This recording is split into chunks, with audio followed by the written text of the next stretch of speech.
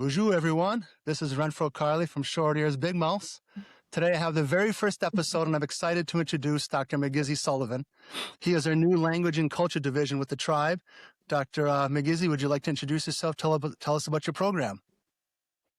Bonjour, Dinaway Maganadug, Migizi Niin, Indigenous Cause, Oma Dawaza Gaiganing, and Dunjabag, Ainin, Minoa, Nwendam and Wendam Amagi, Kagwaja Miguyan, to be Windamagian, Asia Ushki and Okian, Manungum. So my name is Michael Sullivan, my English name, and Migizi is my Ojibwe name. Most of the people in our reservation community know me as Migizi. And as you're explaining, I got the director job for the tribe's newly launched Language and Culture Division. So I'm really excited about it. And got a lot to talk about here tonight. For people who don't know me, I'm a local product, a res boy, LCO born and raised. And my LCO lineage comes through my mother's side of the family. My mom is Ishkodekwe, or Diane Sullivan. We have a tradition among our people about being able to talk about our generations back. And Nokomisabun was Manidukweban. Her English name was Mary Rose Fleming. That was my grandmother. And her parents were John Fleming and Marie. And we descend all the way from that old man, George Fleming, who was the original Fleming that came down here from Odena. So, so that's a little bit of who I am, and real happy to have been asked to come share with you tonight. So, good me. Oh, yeah, absolutely. As soon as we heard that this, position was created for the tribe, first person that come to mind was you. Obviously, you've been doing this for a long time for the tribe. I mean, a long time. I've known you since you were a little kid. The old pep gym where we used to play basketball. I remember you running up and down the court. So it's been a hot minute since we've known each other. That's for sure. Goes by fast. Yeah. Oh, that you better believe it. Oh, he was so good, destroying everybody. By the way. What does this new division mean to you personally? Because you've been doing this for a long time. So now that this is created by the tribe, personally, what does this mean to you?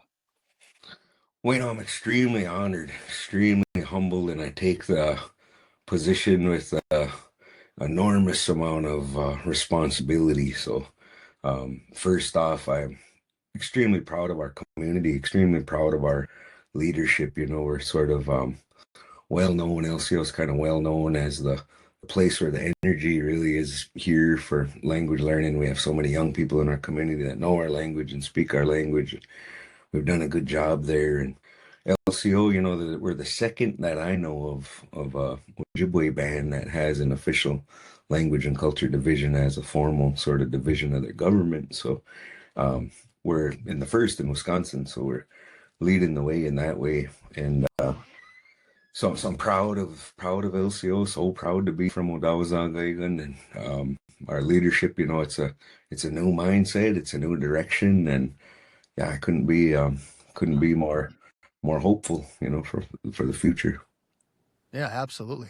And for those of you who don't know what this division does and stuff, Migizi, can you kind of give an overview of what the division is?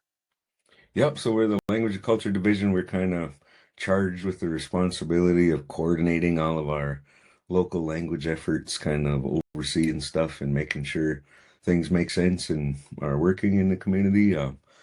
We have four kind of major goals of the division, I guess, and starting with our research, right, and dissemination. So I'm a trained researcher. I'm a linguist by training. My master's and my PhD are both in linguistics, and so figuring out what works in language teaching, figure out what works in a community-centered approach, and doing the reading, doing the visits, doing the study to see to not only see what's working in other communities, but also to find inspiration and ideas for our own little think tank that we've developed. So taking what's out there and kind of making it our own and testing it out in our community is really the method of education that we've aspired to here at LCO. So that's one thing, is just kind of doing the research, keeping track of our what's working, what's not, the assessment piece, and whether we're gaining traction in this way or that way, or with these ones or those ones. And then second part of that is making our language and our way of life accessible to our people who have, been left out. Even though LCO's thriving in certain ways with certain percentage of the population, so much more of the population hasn't been able to benefit very much from all of the existing work that's been going on. So we often get a reputation of being siloed, or a reputation of being exclusive, or somehow snotty. If you're not involved, Yeah. you often carry feelings about that of being left out, and that can kind of make our people feel certain ways about other people. And so really rolling out the red carpet for every single one of our people who want it, and bringing them in with leading with love, man, and inviting people into the space, and making it fun, you know what I mean? Making it fun for the people. So the enhanced accessibility is just that, making sure cutting all the barriers out, all the hoop jumping we normally have to do to pick up our language or have access to our way of life, and connecting our people to other, daily practitioners of this stuff. So that's one part. And then another part is the collaborations that we do in the region. We have so many partners, so many sister bands. Our Ojibwe Nation is a huge, huge place. We have a massive territory here in North America, not only in the stateside, but across the border. And we're all the same, and so many efforts have been put in place to divide and conquer us, but kind of reminding everybody that we're all the same, and stop using those invisible lines in the sand to keep each other down, or be bad to one another. So hopefully really bringing in all our collective effort and energy, and really having an impact on a bigger scale. We often at LCO provide consultation, support, mentorship to so many other bands, so many other schools, so many other programs. And in exchange, we have so many that we lean on, so many of our mentors, so many of other tribes who have been at it for longer, other people who have been at it for longer, that we go to when we hit a roadblock. And so I think building all that up, and that we're stronger in numbers, kind of thing. Yeah. And sharing our resources, sharing our resources with people who are ready for it, and people who need that. And the other one is personal and professional development.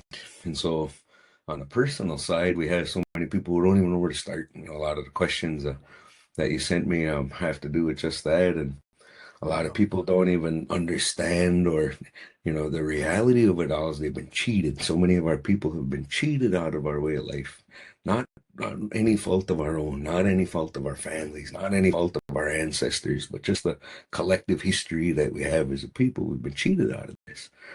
And, by what we aspire to with the division work is being able to connect people on that personal level. So maybe you have kids and you don't even know where to start with getting your kids their Anishinaabe names, or maybe you have a child who just got their first deer, and you know in the back of your mind that there's a protocol for that. You know in the back of your mind that you heard somewhere along the line that you're supposed to have a feast for that, but you don't know anybody that does those feasts, or you don't even know how to ask or where to find them.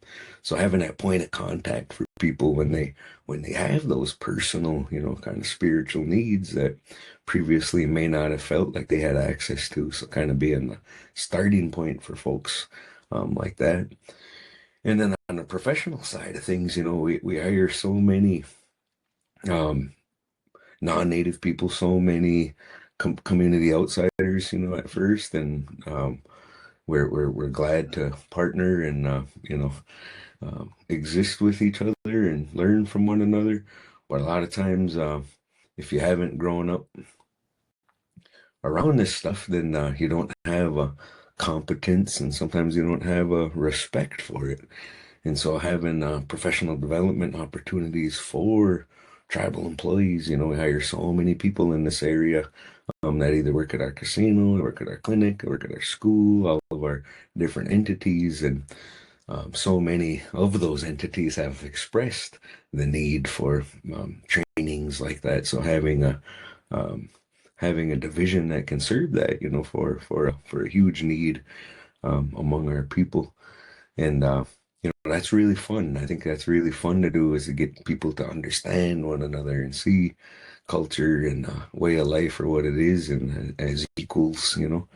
And I've seen a lot of people grow through those experiences. And one of the fun ones that we're planning real soon is how to read Ojibwe. It's one that's when it's written language, how do you pronounce Yeah. it? And we're inviting the EMTs and the coppers, police and everybody into that. So when they get a call in Okekondog, they can say, "Hey, we got something going on over here in Okekondog," and it can sound that cool when they say it. And some of the listeners are probably saying, "What? It's not kicking dog?" No, it's not kicking dog. It's Okekondog. So I really look forward to that session. We're going to get a bunch of pizza and invite everybody in, just have a real fun, lighthearted session on how to read Ojibwe. And as you said, I've been at it for a long time teaching this stuff, and some of the funnest times are with the beginners. I've always had a really special place in my heart for a beginner, because I was one for so long. I was a beginner for so long. That's really, you get an opportunity to shape your students' understanding of our language. So many people have this fear, and we haven't done our part. A lot of language teachers start their class off with, "This is the hardest language in the world," and it's like, why would you ever say that? It's not. It's not hard at all. And we got to quit doing that to ourselves. So many of us set ourselves up to fail before we even start. And so I'm really, really big on kind of debunking all the myths about our language, for our own Yeah. people's benefit. So Yeah, yeah. absolutely. And I think you answered like a lot of questions I sent over to you. And like you said before, I'm sure everybody's been asking you kind of the same questions, like what is it? How can it help me? So on and so forth. I know you said from a professional standpoint that you're going to help a lot of the organizations and departments and stuff like that. Probably a lot of the listeners are going to be looking at it from the community side of it as well. When you think about the language in LCO, where do you think we are? What's the state of the language currently within LCO itself, looking at our entire community?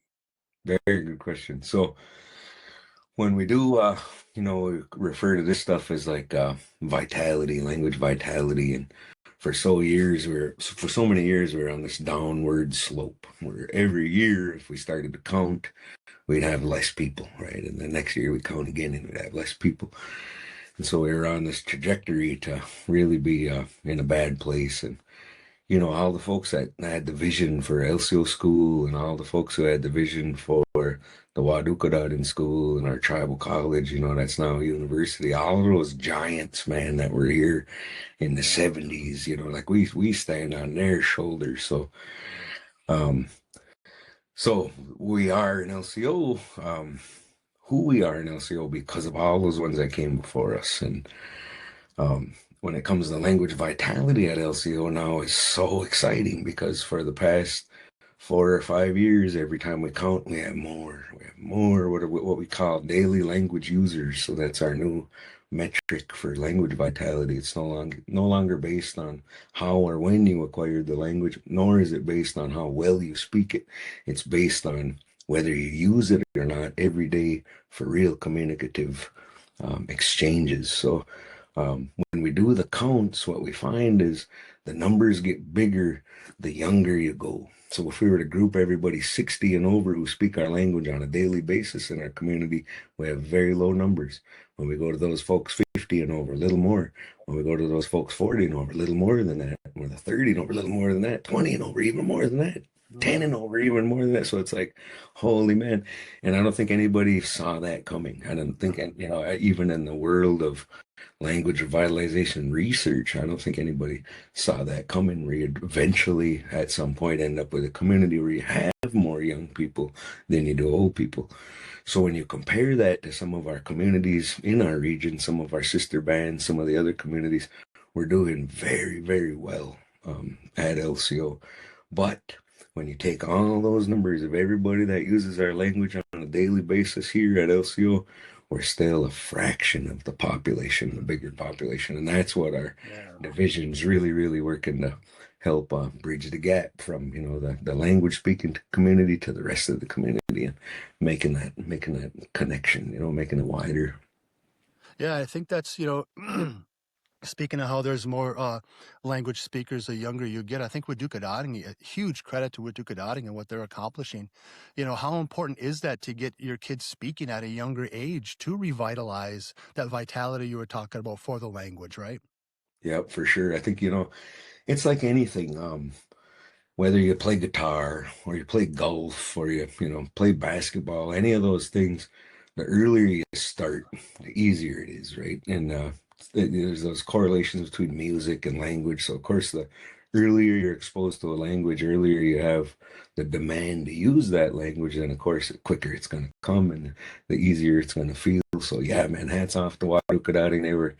They were doing big things long before Oh yeah. any of us came to our senses. So yeah, and we're in the shape we're in largely because of them, but also the folks that came before them. We Yeah.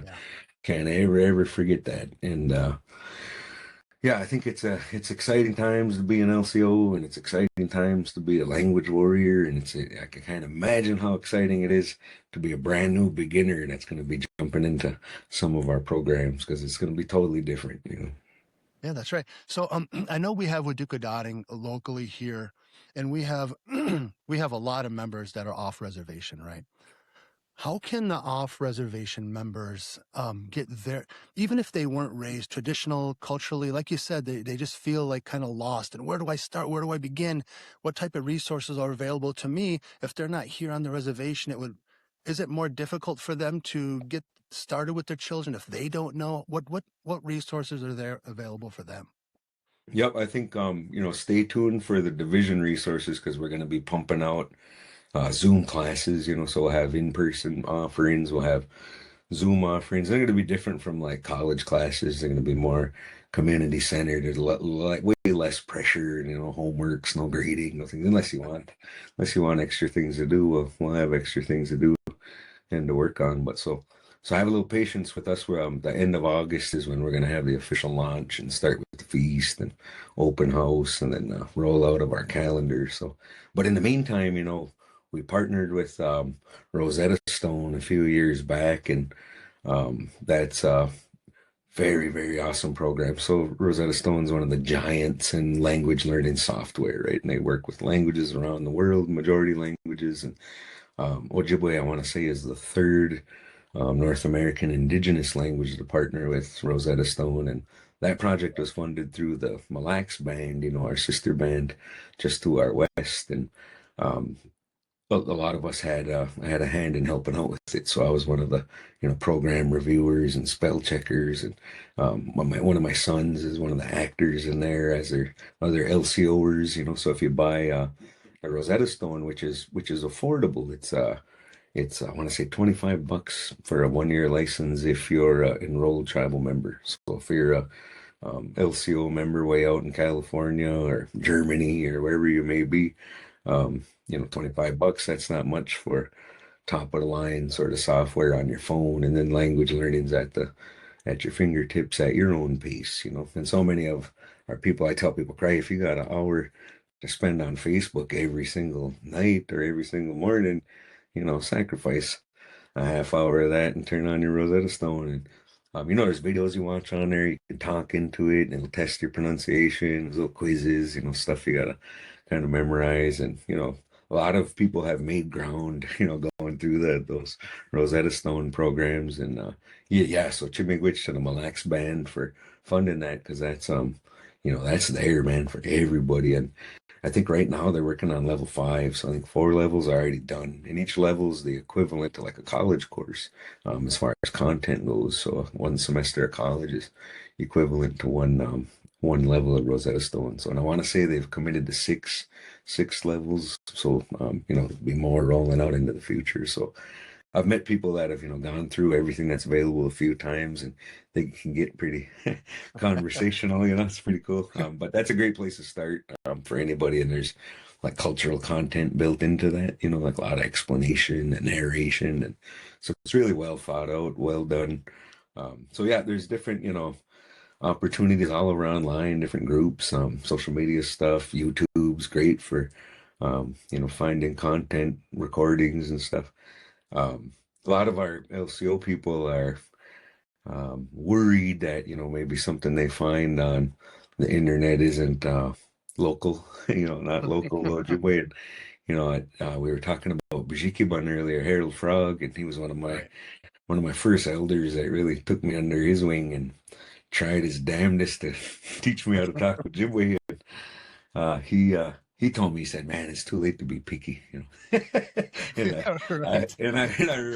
I took that to heart, and but some of us do want to talk like our aunties. Some of us do want to talk like our grandmas, and for those of you who want to talk like your grandmas, stay tuned because we're gonna have lots of resources rolling out through our division. And I'm working on this little book right now, which is a little startup book, and it's only about 50 pages long, but it's like a phrase book that'll get you started with a QR code on the back that links to our audio playlists on SoundCloud. So every visitor that comes to the center will get one of those books just for stopping by, and a T-shirt, and they'll get our calendar for, when our programs roll out for the sessions and stuff. Um, so it's only going to get better, and we're working on a website through the tribe. So the hope is that we'll have a little tab on top of LCO's website for Language and Culture Division. You click on that, boom, boom, links to all our resources, our YouTube channel, all the stuff we got going on. So yeah, it's going to be big. It's going to be a good one. So everybody who's listening and wondering, like, man, what about me? I'm way over here in Eau Claire, or wherever you Yeah. might be. There's, we're cutting out all of your excuses one at a That's time. right. There'll be no That's right. It's excuse. time. It's time. Yeah. That's it's great that you bring that up. Because we talk about that at the school all the time. Is the fact that so many kids don't do their homework, but yet they're gaming 12 hours at night. They go to bed at 3 in the morning because they gamed all night. If you can find time to do that, you can find time to speak and to study. To do those type of things. And as adults, we make excuses. Oh, I'm just so busy. I worked all day. I'm tired. But then you see people scrolling on their phone when they're eating or something like that. So Mm, we can certainly find the time if we choose to. There's no doubt about definitely. that. Yeah, For definitely. sure. So you brought up a great point earlier as well that a lot of people feel kind of disconnected because for whatever reason they're away from the reservation, like their parents moved away before they were born, and they were born and they feel like I just don't belong up there. I see it on social media. Some people say, I'm an off reservation member. Do I belong up there? Don't I belong up there? I like to call that cultural confidence. And it's something I'm a little exposed to as well, because I was raised in a household that really wasn't traditional, cultural. I didn't have anybody to take me spearing, hunting, gathering, anything like that. I went to the powwows every year more to just hang out with friends, not to dance or anything. So now I'm 54. Oh, shouldn't have said that. Now I'm 54, but and I was asked to carry the flag at the feather ceremony, and that's the first time I've done that. And I was so nervous, like I didn't know what I was doing at all. And I started thinking about that. I was just lacking some cultural confidence, is what I call it.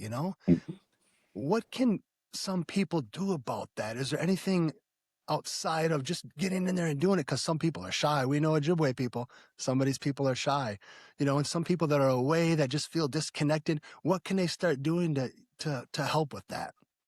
Yeah, I'd say that's so common, and it's the majority of our people, and those of us who may have a little more comfort in those spaces, um, felt like that at some point, and I've always remembered like being a little boy because I was, thank God for my mom, and she's always been involved in the recovery effort here at LCO, and so much of our recovery effort for our relatives is connecting to our way of life and connecting to ceremony. So my grandma, is kind of the one.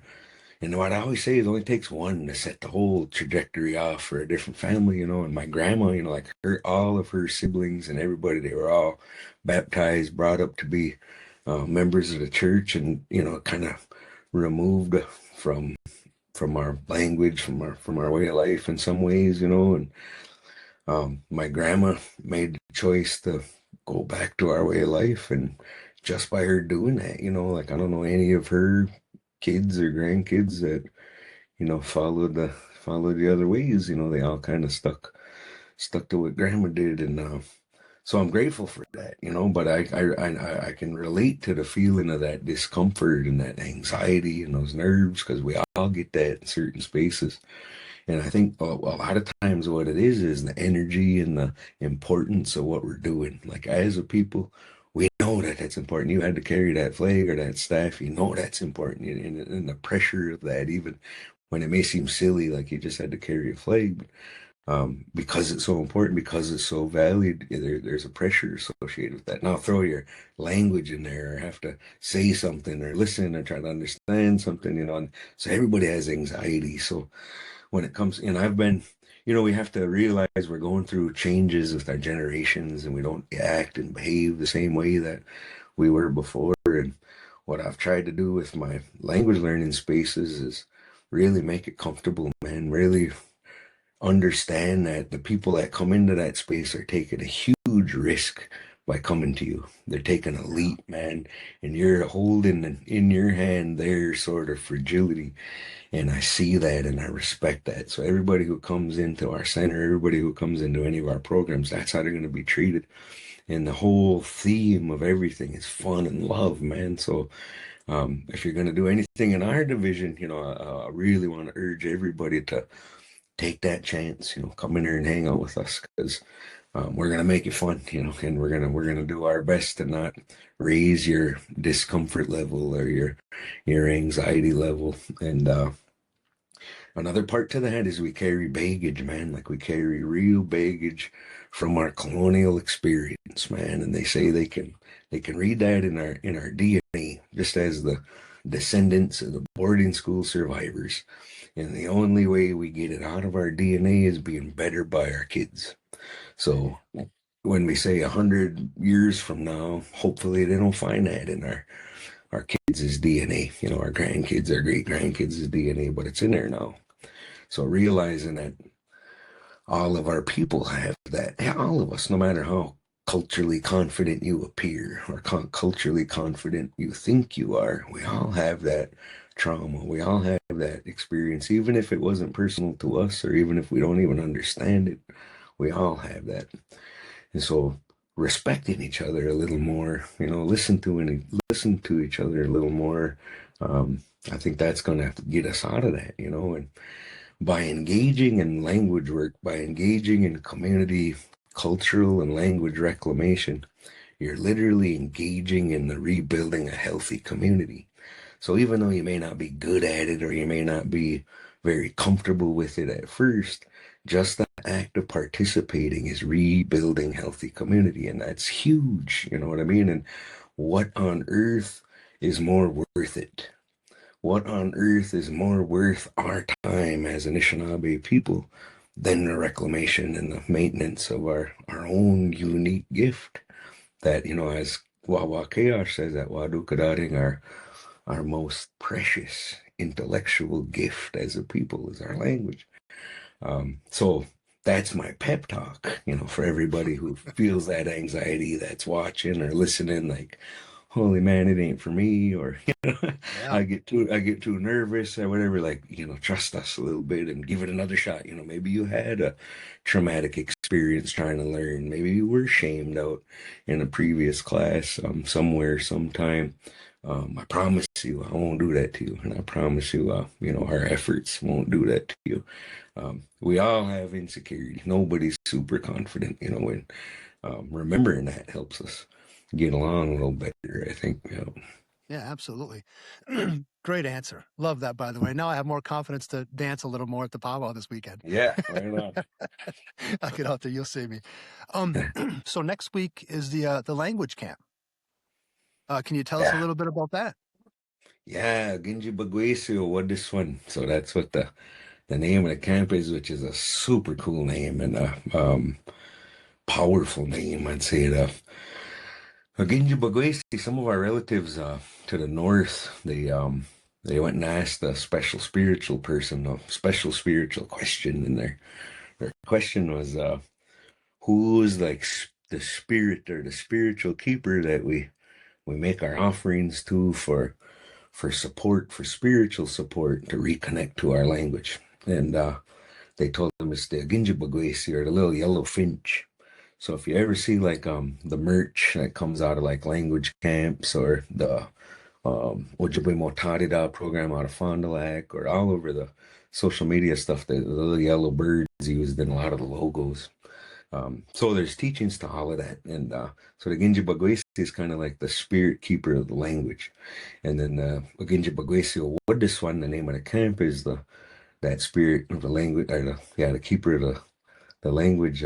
It's their nest, the nest of the language keeper. So that's kind of what the camp is supposed to serve as, is the nest. And it's totally open to the public, totally free to the public, and it's designed for people who don't know anything, right? Of course, it's great if you speak Ojibwe, you know Ojibwe, or you want to come practice your Ojibwe. Heck yeah, come on over. But we try to set it up for the people who are apprehensive, unsure, and don't know anything. And the whole goal of the camp, the mission of the camp, is everybody who attends leaves knowing more than they knew when they got there. That's it. You know what I mean? So if you come in and you learn 3 new words, great. You succeeded. You helped us meet our mission. We feed all the meals, man. We have the best feasts. We play games. We sing songs. We make crafts. It's a whole lot of fun. And again, it's designed for the community. It's not the school's camp. It's not the college's camp. It's everybody. The college is a major sponsor, as is the school. We couldn't do the camp without you guys at LCO Ojibwe School. So, it's a community thing, and we try to get that community buy-in. And again, big shout out to our tribal government, who just announced the release time for tribal employees to go to the language camp. So if you work for the tribe, come check us out. Come eat lunch anyway. Come hang out with us. So, And if you're out of the area, come as well. Yeah, heck yeah, come camp out. It's at the Powell Grounds. We got the most beautiful Powell Grounds in the world. Breakfast in the morning, so come on over. It's going to be awesome. And it's 3 days starting Tuesday, correct? Yeah, so we kick off Tuesday. I think gates open at like 10 or something. And then at noon is when we start our welcome feast, our opening feast. So we'll start off with a big chow, man, and make some offerings and have some song and dance. And then we'll have different groups going on. And there'll be a beginner lesson going on. So if you can just stumble in there, and they might be working on, something cutesy about your clothes or your body parts or different communities or something, but it'll all be relevant, fun, and delivered by expert instructors.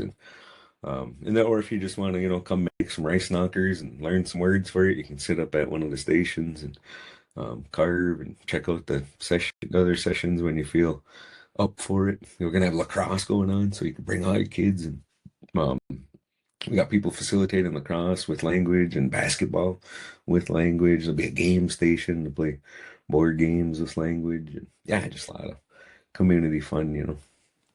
Outstanding. Yeah, that's 3 days next week. And is there a registration for that? Yeah, so I think everything's going out on social media. If you find the link, again, or LCO Language Camp, I think it'd probably be a way to find it. And then the registration's all through the app-based Wova or whatever it's called, but it'll guide you there. And then on the app is where they'll have all the schedule, everything else. So it's pretty cool, pretty well put together by our committee. We've been working pretty hard on that camp. It's the second annual, so second one we're having. Yeah, second one. I'll provide those links. I'll find them, and I'll provide them at the end of this recording when we're done here. Cool. I know you've mentioned that you want to work on bringing Medewin back to LCO. What does that mean? A lot of people might not know what that means for the LCO itself. What does that mean for the tribe? Yeah, I'd say first of all, that's a desire of the community, and I think even long before the tribal governing board had the idea to start this division, there's been that desire, that hope that someday we'd have a lodge again here in LCO. And we've had different people come in and run lodge here past 5-7 years, but not a kind of permanent one that was here for us. So it's a big thing. I think in the 50s, 60s is when those last lodges that were here were pretty active still, and where we still had more than one here on the res. So that's a big deal, man, and that's a huge thing, a huge spiritual healing sort of medicine society, and so many of us here at LCO belong to that. though we've had to go to other places, and we love those places. We love those lodges, all those places that we've had to rely on in the absence of our own all these years. But we're getting to the point where there's a different mindset in our leadership, and the times are changing where we don't have to hide anymore, and we don't have to be ashamed anymore. And like I said at the start, man, I couldn't be more proud of LCO for making the moves that they're moving in. And what you have when it comes to lodge, it's coming, man. It's going to be here. And we had a meeting for that, where we called on all the different Migizi, all the people who been through the lodge, and asked them to come in and share a feast and express their feelings, their views, their concerns, whatever it was. And every single person that came there had the opportunity to share.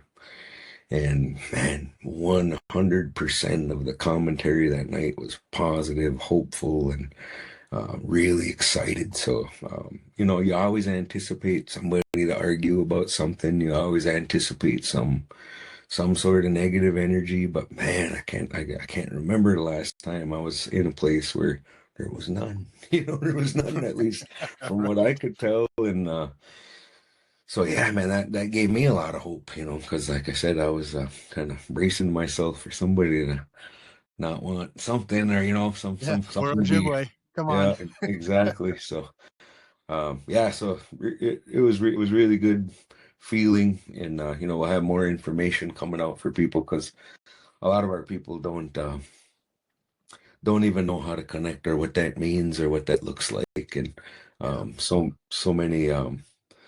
many are curious. And a lot of times when we're curious, we don't even ask the questions to cure our curiosity. We just, do the false pride thing and pretend that we know. So we want to have some information out for the community, to what does it look like, how can I be a part of that? What's it for? Because when it comes to Monday stuff, it's not something you just do for a title. It's not something you just do for um, to be cool or something. It's a deep spiritual reason, often even a physical reason. You know what I mean? Like if so many of our people suffer with illnesses, not only sickness, but mental stuff, and Yeah. trauma stuff. And so my day's a way to heal, man. My day's a way to get over those things that really have been barriers in your life. And it's the most amazing path to healing that I've ever had an opportunity to witness. So explaining that to people, it's not just the cool kids club. It's that too. Hey, no, it's not. That's right. Um, but it's really, really deep, man, and it's really, really life changing, and a beautiful, beautiful thing. So making sure people understand that before they go jumping in one way or the other. Right. Yeah, it's just not something just to do just because, yeah, let me try it out. Yeah, Yeah, got to mean something to you. definitely. Sure. Yeah. Well, Migizi, this comes to the end of our recording here. I think you pretty much answered everything and then some, for sure. Yeah, like I said, you've probably been fielding these questions for a little hot minute now. Is there anything, any messages you want to give anybody? Any last second stuff that you want to say before we close out? Yep, I would just say, before you were Renfro, or before you were Bob, or before you were worked in IT, or before you were a lawyer, or before you were an American, you were an Anishinaabe. Hey, And we don't have a choice when it comes to that. We're born Anishinaabe. And as an Anishinaabe, you have inside you an Anishinaabe spirit. And that Anishinaabe spirit needs to be nourished.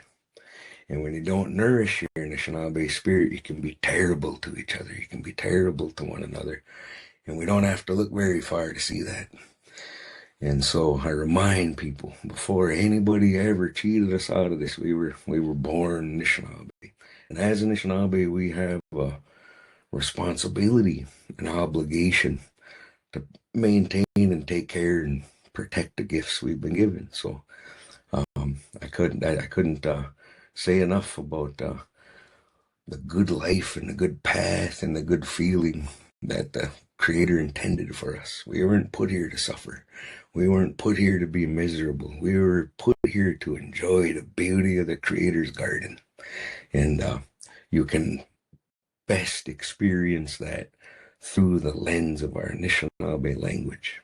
And I hope something that I said will build up your courage a little bit to come visit us, come check us out, come to our feast, come to our open house, come see what we're all about. So, miigwech for asking me, Niji. I tell you what, now this is a first episode. Yahoo! Dr. Migizi, miigwech. We'll talk to you out in the community. Yahoo!